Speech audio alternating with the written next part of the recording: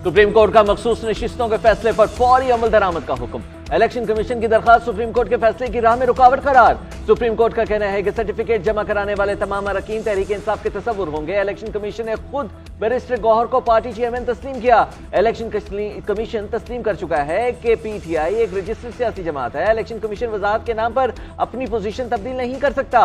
Election commission का तहरीक इंसाफ के अरकान के सर्टिफिकेट तस्लीम न करना सरासर गलत है। फैसले का इतलाक कौमी और सूबाई असम्बलियों पर भी होगा। 12 जुलाई के फैसले में कोई अबहम नहीं।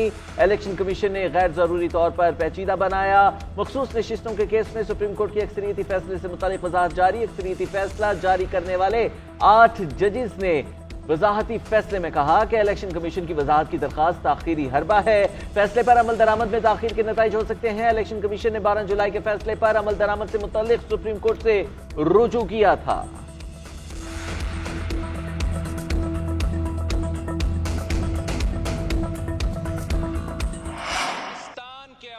इस वक्त साजिशी सियासत के साथ खड़े नहीं हैं, गालम गलोच की सियासत के साथ खड़े नहीं हैं, कैदी नंबर 804 के साथ खड़े नहीं हैं।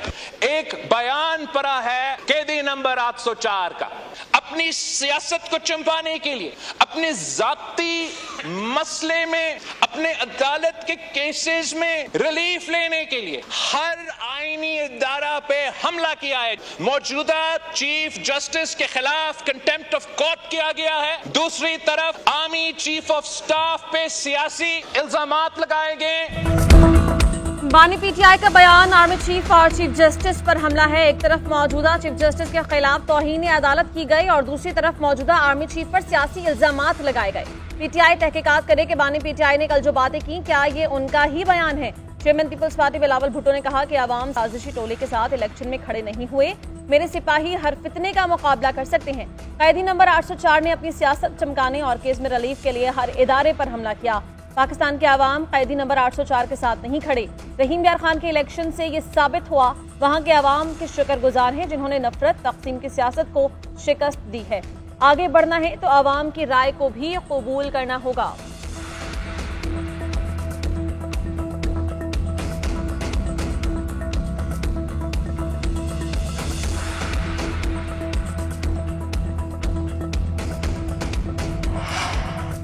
बिलावल भुट्टो शायद ऑक्सफोर्ड की जाली डिग्री लेकर यहां पहुंचे। लाइन खींची जाए कि यह पार्लियामेंट मजबूत है या कोई और मजबूत है। उस दिन से डरो जब बानी पीटीआई भूख हड़ताल शुरू करे। चेयरमैन तहरीक इंसाफ बैरिस्टर गौहर का कौमी असम्बली में इजहार ख्याल, बोले बानी पीटीआई ने कॉल दी तो बांग्लादेश को भूल जाओगे। हम आगे बढ़ना चाहते थे, हमारी तल्ख कलामी नहीं हुई। उमर अयूब ने बानी पीटीआई के मुतनाज़े ट्वीट की खुलकर हिमायत कर दी। कहते हैं जो कुछ मेरे कायद ने कहा उनकी एक एक बात पर कायम हूं। बानी पीटीआई ने कोई गलत बात नहीं की। हम सीना तान कर खड़े हैं। हम आइन की पासदारी के लिए खड़े हैं। हुकूमत रात के अंधेरे में तरमीम मंजूर कराना चाहती है। हुकूमत के पास नंबर्स पूरे नहीं। हुकूमत पार्लियामेंट से गिरफ्तारियों की तहकीकात कराए। बिलावल भुट्टो को देखकर 1958 की वो तस्वीर याद आ गई। तस्वीर में मेरे दादा अयूब खान जुल्फकार अली भुट्टो से हलफ ले रहे हैं मुल्क में फौरी शफाफ इलेक्शन कराए जाएं।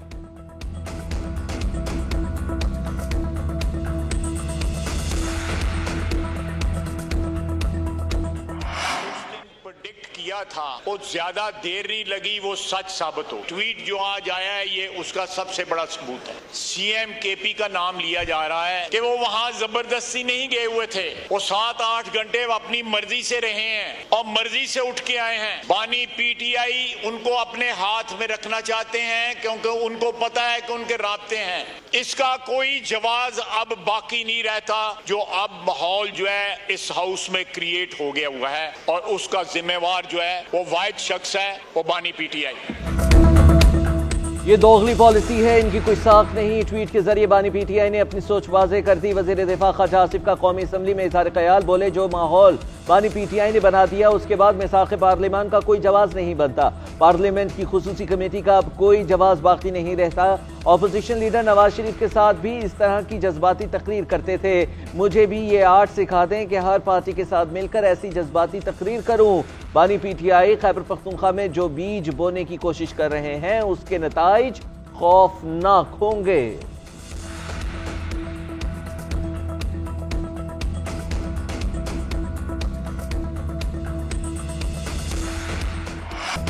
अदलिया से मुताल्लिक आईनी तरामीम कल पेश किए जाने का इम्कान। हुकूमत नंबर्स कैसे पूरे करेगी, मुआमा ताहाल हल न हुआ। ज़राए के मुताबिक दो अरकान असम्बली मुल्क में मौजूद नहीं। हमजा शहबाज आज फ्रांस से वतन वापस पहुंचेंगे।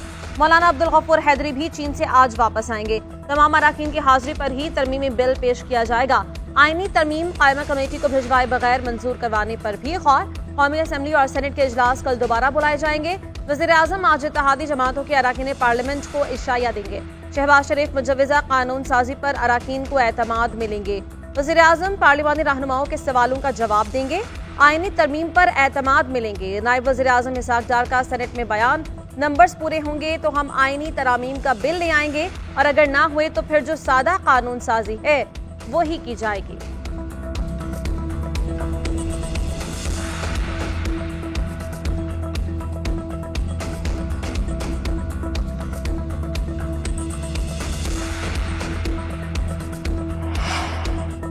अदलिया से मुतालिक कानून साजी के लिए हुकूमती कोशिशें फैसला कुन मरहले में दाखिल। मुजव्वज़ा तरामीम में सुप्रीम कोर्ट जजेस की मुद्दत मुलाजमत 65 से बढ़ाकर 68 साल करने की तजवीज़। हाई कोर्ट के जजेस की मुद्दत मुलाजमत 62 से बढ़ाकर 65 साल की जाएगी। आइन के आर्टिकल 179 और आर्टिकल 195 में तरमीम मुतवक्के। जुडिशल कमीशन और पार्लिमानी कमेटी को एक बनाने की तजवीज़ आइनी तरमीम का हिस्सा है।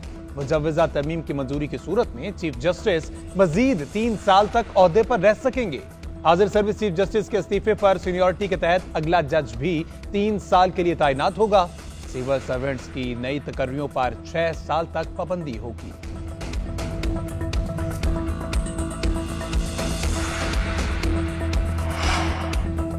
आईनी तरमीम पर हुकूमती वफ्द की JUI को राम करने की कोशिशें। ज़राए के मुताबिक वज़ीर आज़म की सरबराही में हुकूमती वफ्द की रात गए मौलाना फजलुर रहमान के घर पर आमद। हिमायत की दरख्वास्त की। मौलाना फजलुर रहमान का तरमीम का मुसविदा फराहम करने का मुतालबा।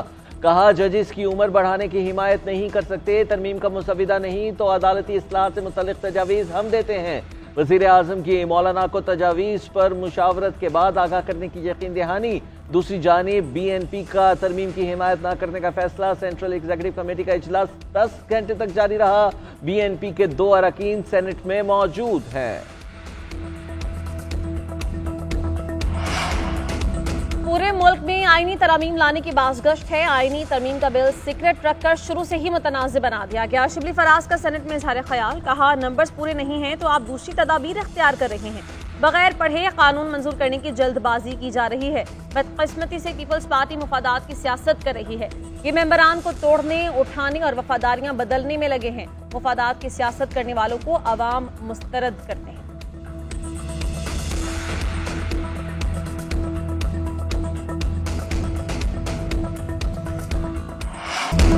फिक्र की जरूरत नहीं, नंबर्स पूरे होंगे तो ही बिल पास करेंगे। बिल सामने आएगा तो ही हिमायत या मुखालफत का फैसला करेंगे। चेयरमैन सेनेट यूसुफ रजा गिलानी की कराची में मीडिया से गुफ्तगू। बोले सियासी जमातों को मुल्क के बारे में सोचना चाहिए। जिन्होंने हम पर केस बनाया आज उनको वोट देने जा रहे हैं। मैं गवर्नर राज के हक में नहीं हूँ। हालात के मुताबिक गवर्नर राज का फैसला किया जाता है। अली अमीन गंडापुर के अफगानिस्तान से मुतालिक बयान को कोई संजीदा नहीं ले रहा। खारजा अमूर से मुतालिक पॉलिसी विफाक का दायरा इख्तियार है। मौजूदा हालात का हल इंतखाबात नहीं है, उससे और मसाइल पैदा होंगे।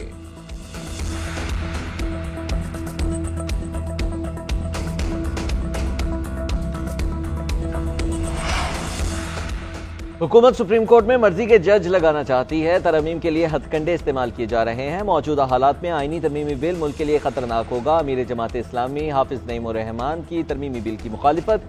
कहते हैं खुल्लम खुल्ला बात हो रही है कि कुछ जजेस हुकूमत और कुछ अपोजिशन के साथ हैं। बात इस हद तक चली जाए तो अदालती निज़ाम पर किसका एतबार रहेगा। उम्मीद करता हूँ चीफ जस्टिस एक्सटेंशन में अदम दिलचस्पी का इजहार करेंगे।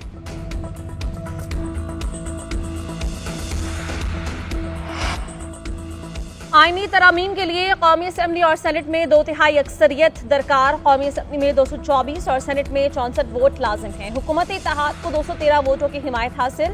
कौमी असम्बली में नून लीग की 111, PP 68, MQM 22, आप लीग 5, IPP की 4 सीट्स। ओपोजिशन में सुन्नी इत्तेहाद की 80, 8 आजाद, 8 JUI, MWM, BNP और PK मैप की 1-1 नशिस्त। सेनेट में हुकूमत इत्तेहाद को PP की 24, नून लीग की 19, BAP की 4, MQM की 3 और 4 आजाद अरकान की हिमायत हासिल है। ओपोजिशन में पीटीआई की 17, जेयूआई 5, एएनपी 3 और दीगर जमातों की 5 और 1 आजाद रुकन की हिमायत हासिल। तरमीम के लिए हुकूमत को कौमी असम्बली के मजीद 11 और सेनेट के 10 अराकीन की हिमायत दरकार होगी।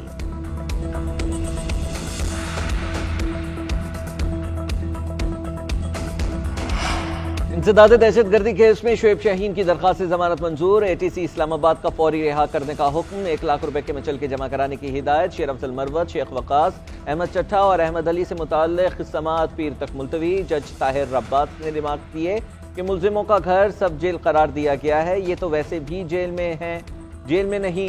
मैं ड्यूटी जज हूँ, बेहतर है कि जज अबुल हसनात जुल्कुरनैन खुद केस सुन लें।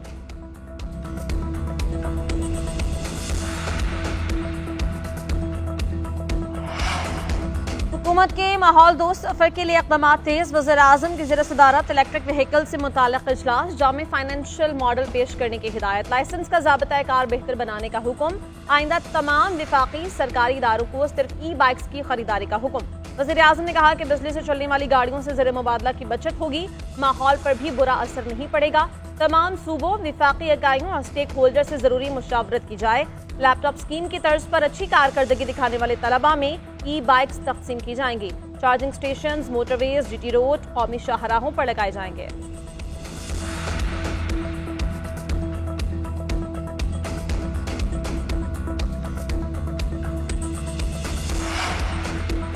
वज़ीर आला पंजाब का पिंक सॉल्ट की बरामद पर पेशरफ के लिए जामे प्लान पेश करने का हुक्म। कारकुनों की हिफाजत यकीनी बनाने की हिदायत। अहम इजलास में पंजाब में मादनियात के हुसूल के लिए जदीद टेक्नोलॉजी के इस्तेमाल की तजवीज़ पर गौर।